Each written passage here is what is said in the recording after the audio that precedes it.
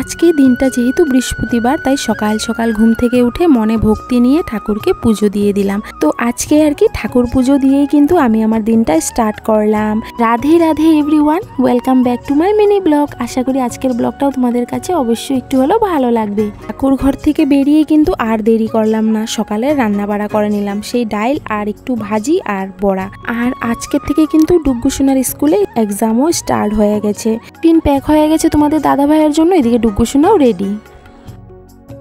আজকে হলো ডুগ্গু সোনার ম্যাথস এক্সাম, তো ওর থেকে বেশি আমি টেনশনে আছি। এক্সাম দিবে ছেলে, কিন্তু ঘরে বসে বসে চিন্তা করি আমি। তো আমার মতো কি তোমরাও এমন চিন্তা করো?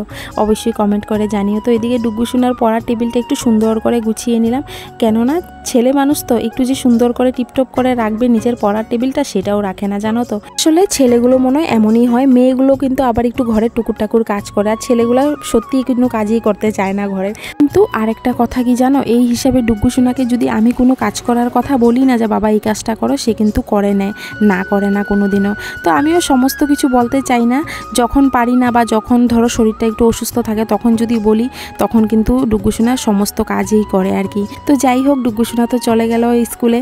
তো এদিকে আমি পট করে আর কি সামনের রুমটা একটু সুন্দর করে পরিষ্কার করে নিচ্ছি, এদিকে ডুগ্গুর পড়ার টেবিলটা একটু সুন্দর করে গুছিয়ে নিলাম। এখন চলে আসলাম আমার কলের পাড়ে।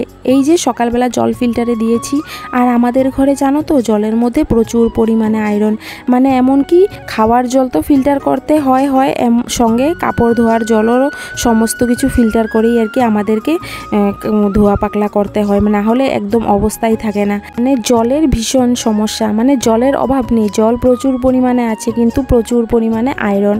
তো কোনো কাজ করতে গেলে একদম ফিল্টার করেই তারপরে করতে হয়, এটাই আর কি।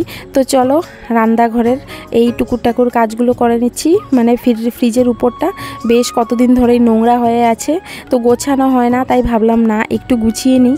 আজকে কিন্তু আমি সারাদিনেই ব্লগ করেছি, তো সবটা ব্লগ আমি এক ভিডিওতে ছাড়ছি না, কেননা অনেকটাই বড় হয়ে যাবে। আবার পরের ব্লগে আর কি এই নেক্সট কাজগুলো ছাড়বো তোমাদের সঙ্গে। তো এইদিকে দেখো আমি সুন্দর করে গুছিয়ে নিলাম। তো কেমন লাগলো আমার এই মিনি ব্লগটা অবশ্যই কমেন্ট করে জানিও। তো চলো সবাইকে রাধে রাধে।